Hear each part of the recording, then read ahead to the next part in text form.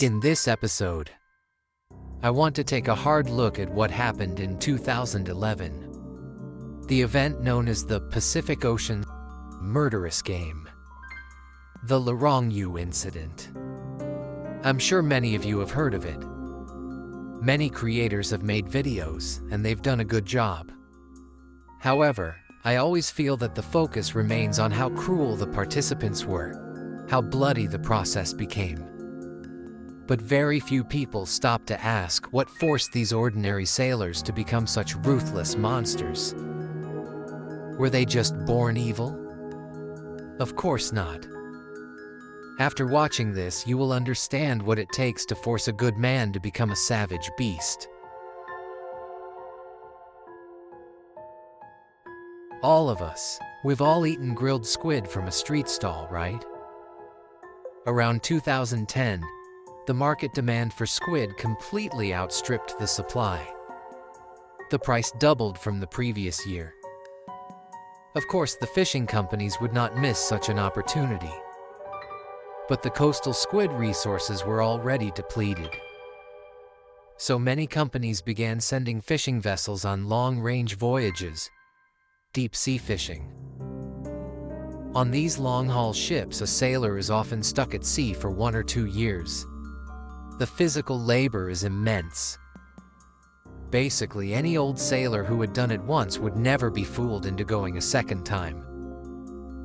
So for a deep-sea vessel to assemble a crew of 30-plus men was incredibly difficult. At that time, to maximize profits, many companies deceived young men. Men with no sailing experience, some without even a seaman's certificate, to get them on board. Among them was the ship Lurongyu 2682, from a certain aquatic products company in Shandong, China.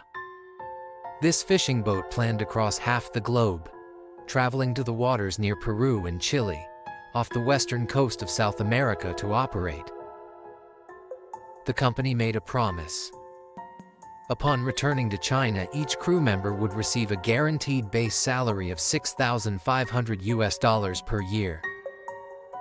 In addition, for every ton of squid caught, they would get a commission of $8. For these poor young men, if they just endured it for 1 or 2 years, they could save up a good sum of money, go home, build a house, get married, or start a small business. It seemed like a good deal. They were all excited about the future. During the 2-month preparation period on shore before setting sail, the 33 crew members spent their days drinking, playing cards, and boasting. They called each other brother. Their bond was strong. They'd always say, "Hey brother, when we get back, come to my hometown. I'll host you." Everyone was happy. At that time, who could have possibly imagined that this voyage would become a bloody squid game? In November 2011, the very first day they boarded the ship, everyone was playing poker. Around 8 p.m., the ship's cook, Master Yen, was halfway through a game when suddenly, with zero warning, he snapped. He began to scream, "Murder! Murder is coming!" He screamed for 3 or 4 straight hours. It terrified everyone on the ship. He kept yelling until 1 a.m. and only quieted down after the captain cursed him out. But a few moments later, Master Yen slipped out by himself. Everyone thought he was fine, just going to the toilet. Instead, splash! He jumped into the water. The temperature that day was freezing. A cold wind was blowing. Everyone searched along the ship and the shore for half an hour and finally pulled him out of the water. Seeing that he had lost his mind and was unfit for sea, they called a townsman to send him home. At the last minute, they called in a new cook named Jia to take his place. And just like that, by some twist of fate, Master Yan had escaped. And this new cook, Jia, would later become the spark that ignited this bloody massacre. He would also be its first victim.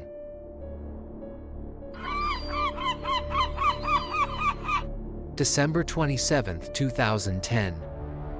The Lurongyu 2682, carrying 33 crew members, began its journey east, sailing towards the other side of the planet, the waters of Peru. Let me introduce you to the 33 crewmen, who were roughly divided into 3 factions. First and most powerful, the Dalian Gang, led by Captain Li. The members of the Dalian Gang were mostly Li's trusted men. Many of them were even related.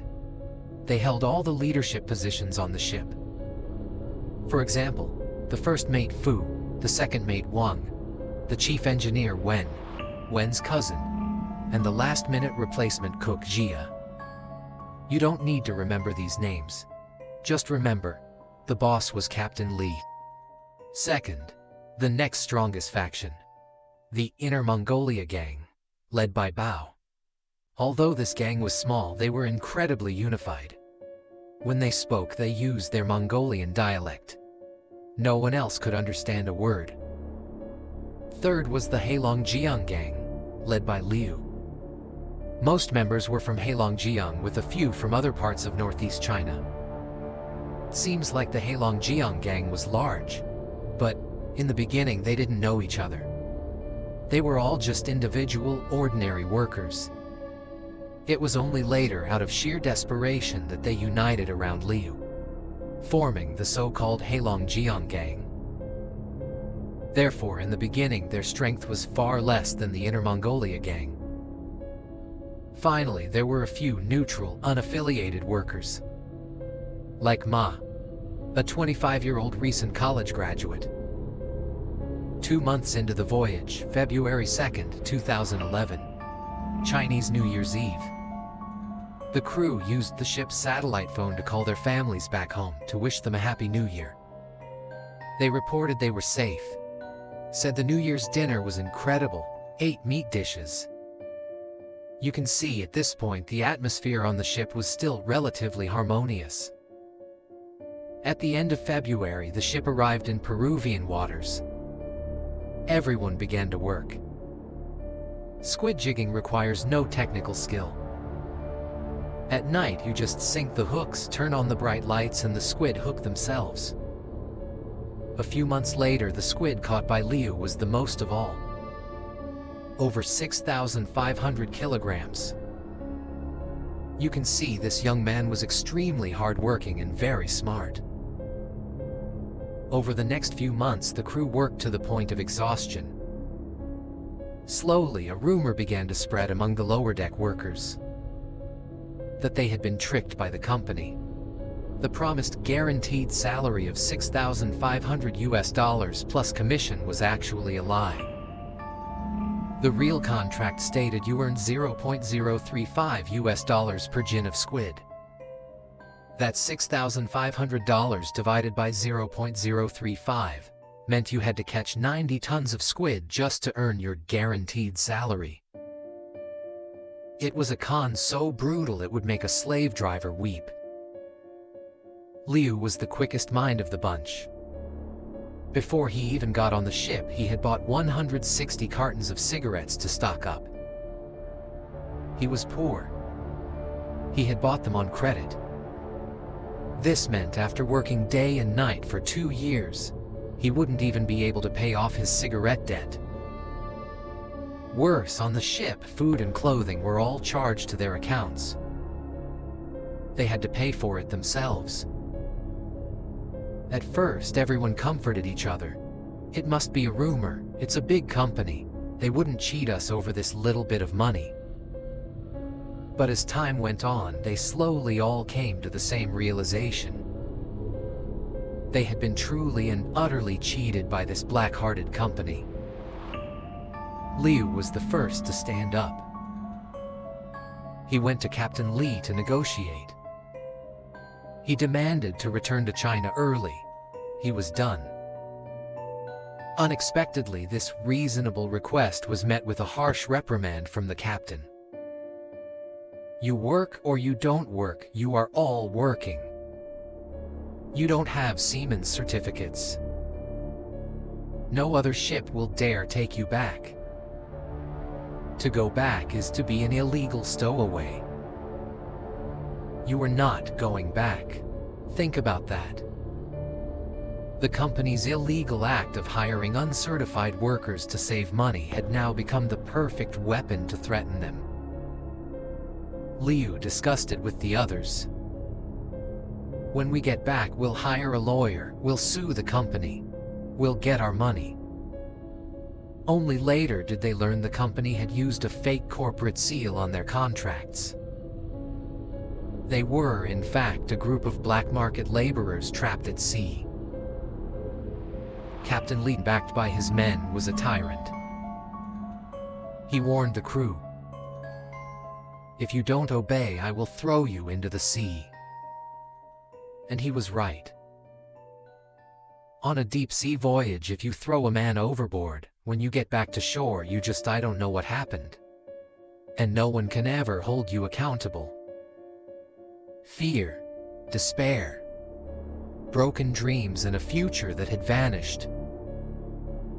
These feelings flooded the hearts of the lower deck crew. Think about it. It was only a matter of time before something snapped. And sure enough, over the next few months, on this ship, the Lurongyu 2682, there would be 4 separate, bloody massacres.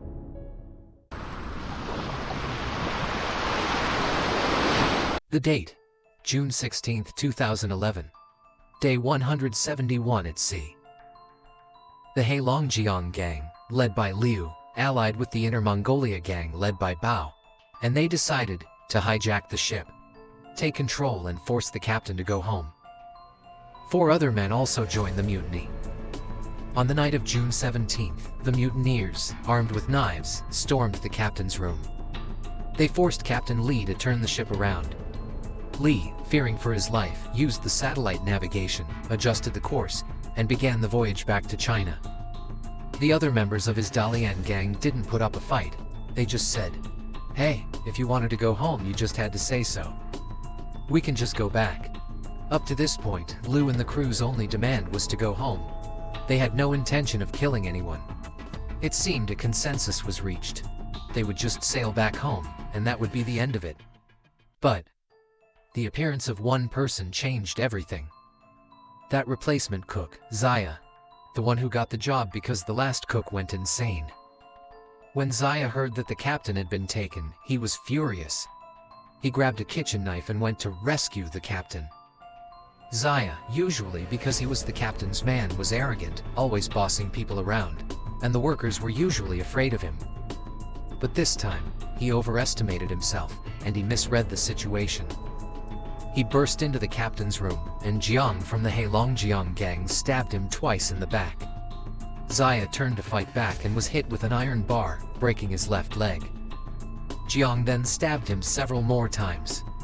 Liu also stepped in to add a final blow, and then he ordered the others to throw Zaya's body into the sea.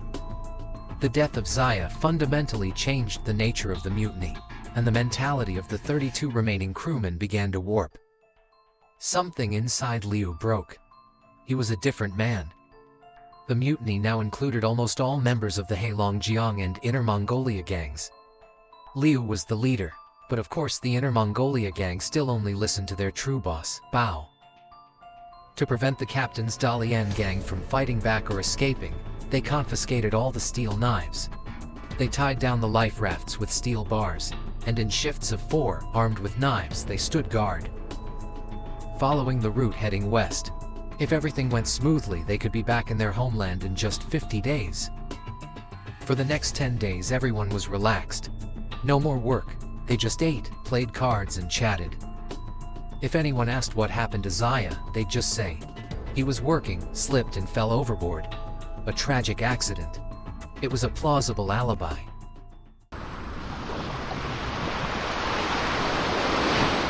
July 20th, 2011. Day 205 at sea.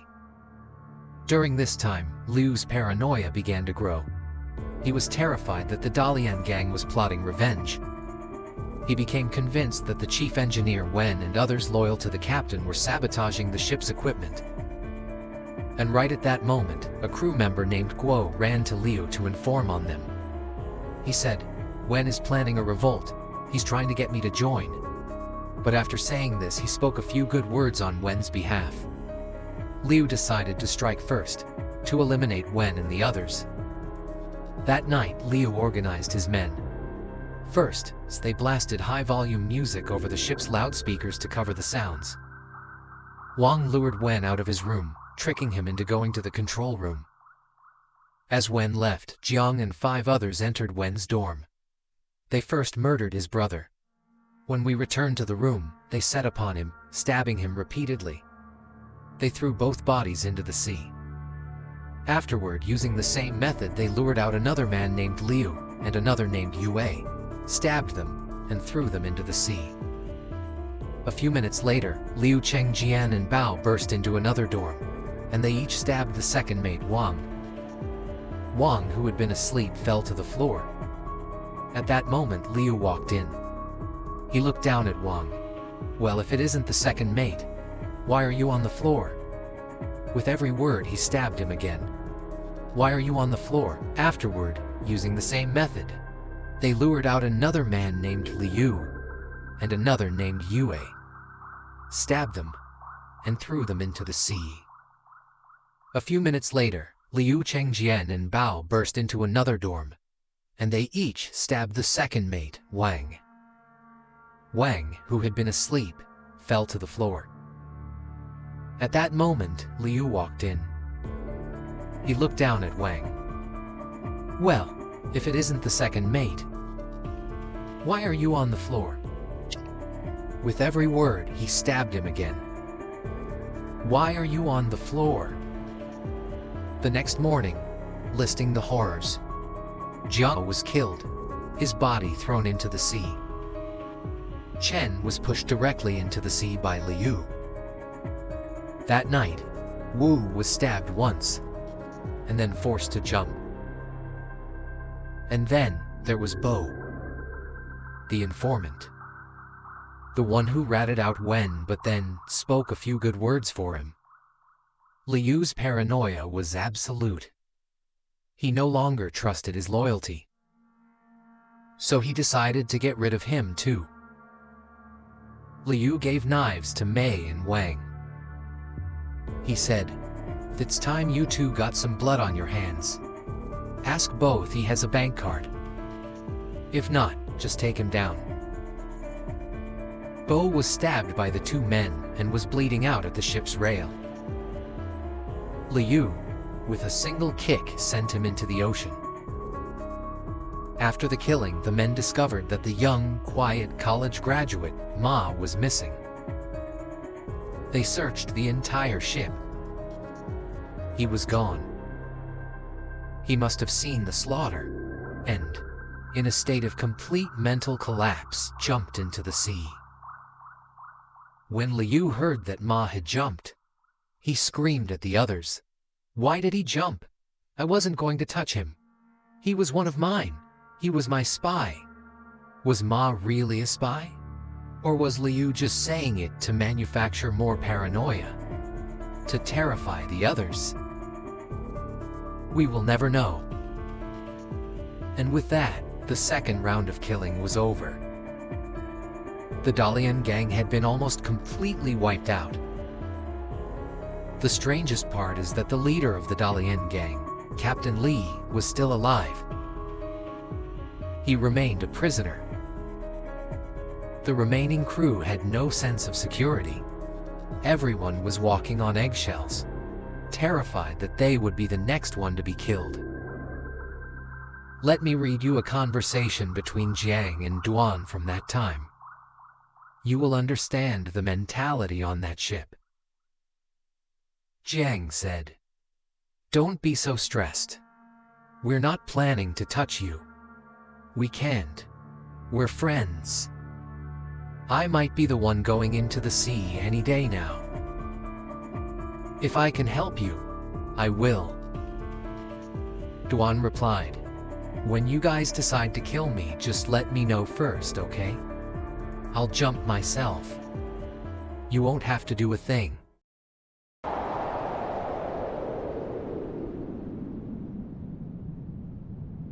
They were supposed to be home in just 10 more days. But that massacre made Liu and the others realize they could never go home. One missing man is an accident. 11. How do you explain 11? Liu decided on a new plan. They would smuggle themselves into Japan. He claimed he had friends in Japan who could get them fake identities. Liu then forced every single crew member to call their families, to lie, saying they were sick and needed $700 sent for medical bills. All of it to be deposited into Liu's personal bank account.